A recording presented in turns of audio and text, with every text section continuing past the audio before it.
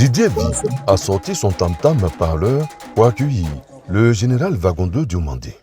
Le ministre de l'Intérieur et de la Sécurité est dans la localité pour l'inauguration du tout premier commissariat, tournant décisif pour le développement de Didier Vive. Maintenant que nous disposons d'un commissariat de police, je voudrais donc lancer un appel solennel à l'ensemble des opérateurs économiques à venir investir dans la commune de Didier Vive.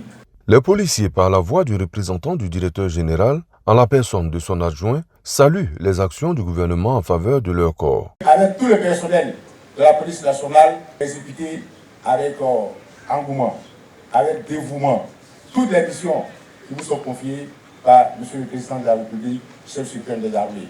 Le ministre de l'Intérieur et de la Sécurité traduit la symbolique d'un commissariat avant de s'adresser aux policiers désormais en fonction à Didier Vive.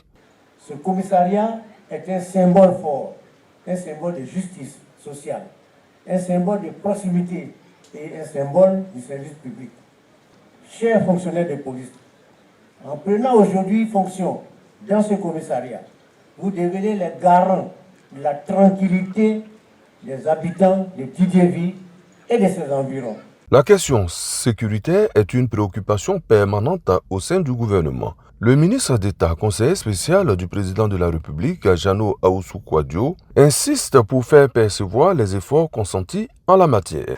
Il y a beaucoup qui arrivent encore avec le président Alassane Ouattara, puisque Didier Vive a une place de choix dans son cœur. C'est au commissaire Laurent Bamba d'assurer la direction du tout premier commissariat de Didier Vive, construit à hauteur de 205 millions de francs CFA par la mairie. Cris de douleur, lamentation, le village de Tia, à 13 km de Dabou, pleure ses enfants. 12 enfants décédés par noyade dans le chavirement de la pirogue qui les ramenait d'une sortie religieuse le lundi 21 avril dernier. Face à la douleur, que faire?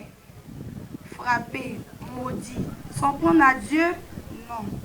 Job dit, le Seigneur a donné, le Seigneur a repris.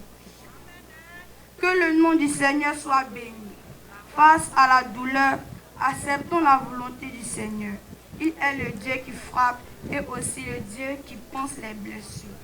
Aux côtés des parents inconsolables, la ministre de la Cohésion nationale, de la Solidarité et de la lutte contre la pauvreté, accompagnée des autorités, élus et cadres de la région, Miss Belmondo Dogo, venue une fois de plus traduire la solidarité et la compassion du gouvernement à la communauté endeuillée. Cette douleur, chers parents de Tia, le président de la République et son épouse la partagent avec vous.